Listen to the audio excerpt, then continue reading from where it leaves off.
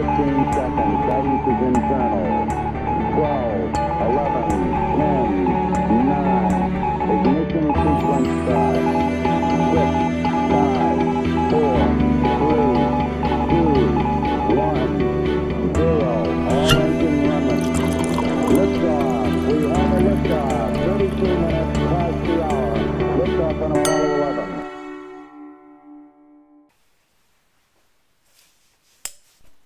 Hello everybody, welcome to Elite Wine TV. I am your host Mark Fusco here for another episode of the show. And I'm super excited about this. This is a wine that I'll just probably put it out there. None of you have ever had. I know I haven't had it, but that doesn't mean anything. In the spirit of getting out there and trying stuff that I've never had before, I went ahead and bought this. This is the 2007 D Collection. Hold on. Tsinandali. I'm sorry. I think I pronounced it right. This is a wine from the country of Georgia, so part of that former Soviet Union, and it is a dry white wine. Bought it at Specs for $10.71, and I believe that was my 5% cash discount price, because I bought it quite a while ago. And this particular winery was established in 1886, and I think it said 2007. So this style of wine, because Tsinandali is not, is not the varietal, is made up of, let me get to my notes real quick. It is made up of two varietals, and one is called Ricasitelli, and it's really kind of weirdly spelled and pronounced. It's at least 3,000 years been, they've been making wine out of it for at least 3,000 years. It's one of the oldest varietals of, wine varietals out there. It's native to Georgia. And then there's also one called Mitzvane or Mitzvani. And that's the other varietal that is used in this wine, and is a dry white wine. So let's check it out. I'm really excited to try something from the Republic of Georgia.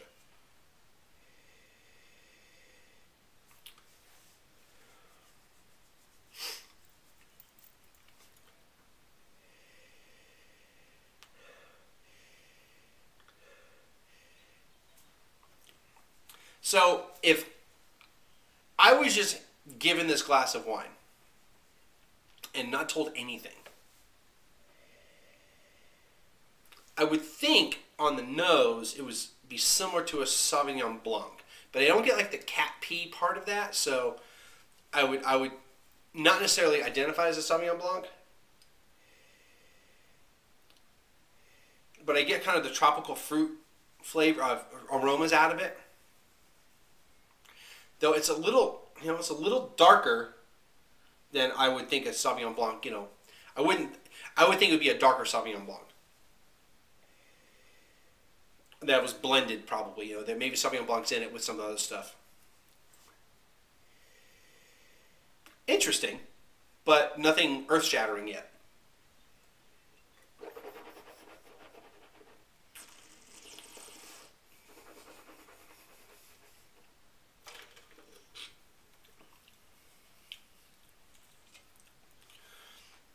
This is definitely tasty. It's a tasty beverage. It's light. It doesn't overpower you with a bunch of stuff. But with that said, there's really not much going on with it. I did say it was tasty, but it's more of it has a pleasant mouthfeel to it.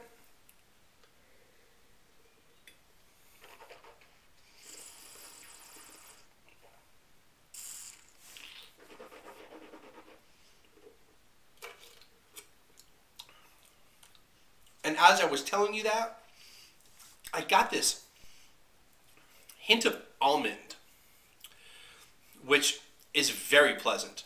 To get something like that from a wine, I had an almond champagne, or almond sparkling wine officially, about 3 months ago, and it was fabulous. Like, I'm not really big into almonds and nuts like that. I mean, I like pistachios, I like peanuts.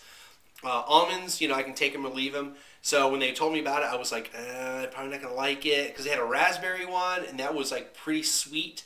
But the almond, it was like a hint. And it was wonderful. So there's not as much of that in there in this, but I did get a bit of nuttiness out of it. On the nose, I'm kind of getting more of a sugary smell now. So me talking about almonds and sugar, you know, so maybe like a sugar-coated almond.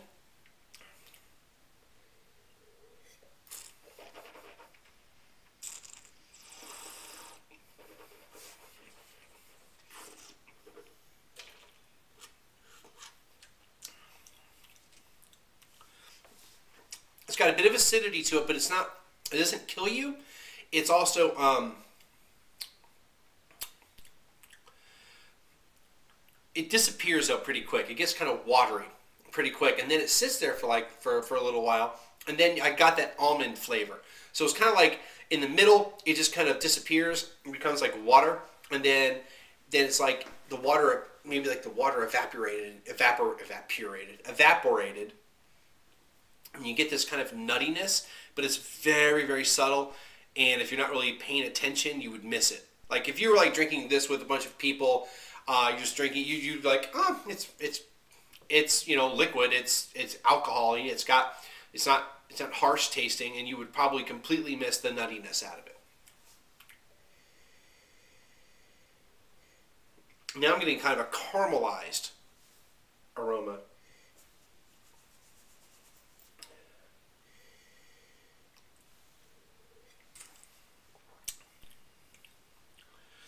You know, I want to like the wine, but it becomes too watery too fast. And it's, I don't know.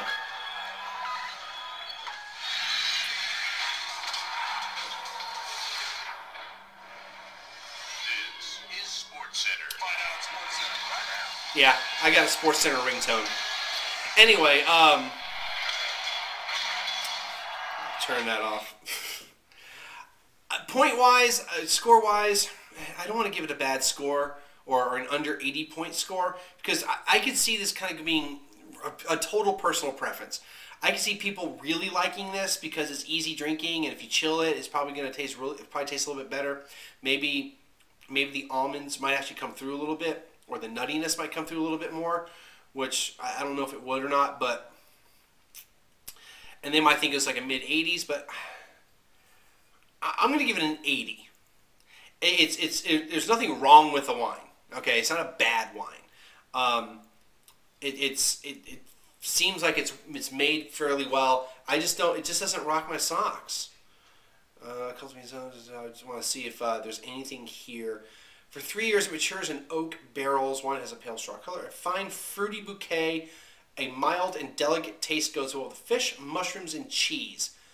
I'm going to go with them on that it probably will. It's not a wine that's going to overpower your meal. You could drink it on its own, but and there's some fruitiness to it, but like it just, and now it's like water. Like it's like for like 10 seconds you get kind of fruitiness, and then it feels like it just changed to water. Instead of the other way, instead of water to wine, it went wine to water. And then you'll get the nuttiness later, if you're thinking about it and paying attention. 80. All right. Well, that's going to do it for today. Next week, let's see. Next week is, what, Christmas week? Yeah? No? Yeah. Next week is Christmas week. News about Christmas, or the Christmas episode. Unfortunately, the ice wine I tried to buy, apparently the company said that they couldn't ship to Texas, which I want to call BS on that, because nobody else has told me they couldn't ship here. So unless there's something about their state or their particular wine shop, and there are some really screwy laws about how much you can ship to Texas based upon consumption. I don't know. It's a little complicated, but nobody else has had any issues shipping to me, so I don't know where they were coming from with that. Or I think I do, but I think maybe they misread the law. Or maybe they read it right, nobody else, and everyone else is wrong in it. So we're probably not going to have an ice wine because it's very hard to find that stuff because they don't make it every year. So I haven't figured out what I'm going to do for wines for Christmas. I do have more wines that we can drink, we can review. I don't know if I'm going to use those, but I'd like to do a Christmas special, do 3 wines, and that's going to be it. I hope all of you have a wonderful weekend, and we'll see everybody again next week.